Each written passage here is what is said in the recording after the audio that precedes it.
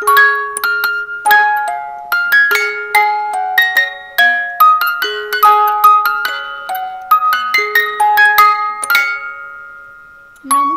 আমি মৌসুমী। নতুন দিনে নতুন ব্লগে সবাইকে স্বাগত।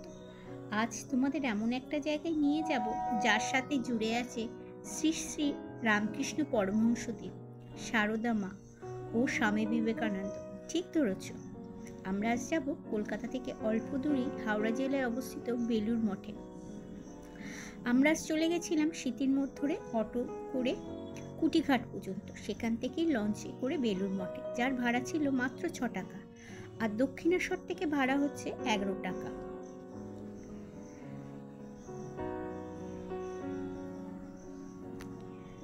বেলুড় মঠের প্রবেশদ্বারেই ঢুকতে দেখতে পাবে এরকম টাইম টেবিল বা সময়সূচি 3টি ভাষাতেই লেখা রয়েছে। আর এটা বাংলায় এপ্রিল থেকে সেপ্টেম্বর 6টা 30 থেকে 11টা 30, বিকেল 4টে থেকে 9টা, আর অক্টোবর থেকে মার্চ পর্যন্ত সকাল 6:30 থেকে 11:30 পর্যন্ত এবং বিকেল 3:30 থেকে 8:30 পর্যন্ত। এবারে আসি ভোগ প্রসাদের ব্যাপারে। সকাল 10:30 থেকে 11:30টার মধ্যে কুপন সংগ্রহ করতে হবে এবং সেটা করতে হবে অফিস ঘর থেকে।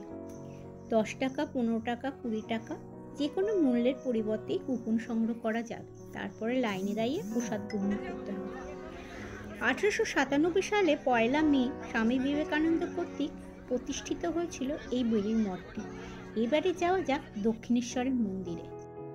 1855 সালে স্নান যাত্রার দিন এই মন্দিরে দেবী প্রতিষ্ঠাতা করা হয় মহা ধুমধামের সঙ্গে। তখন প্রধান পুরোহিত ছিলেন শ্রী রামকুমার চট্টোপাধ্যায়।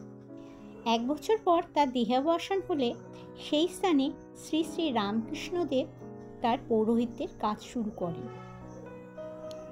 দক্ষিণেশ্বরের মন্দির সকাল 6টা থেকে দুপুর 12:30 পর্যন্ত খোলা থাকে এবং দুপুর 3টে থেকে 8:30 পর্যন্ত খোলা থাকে।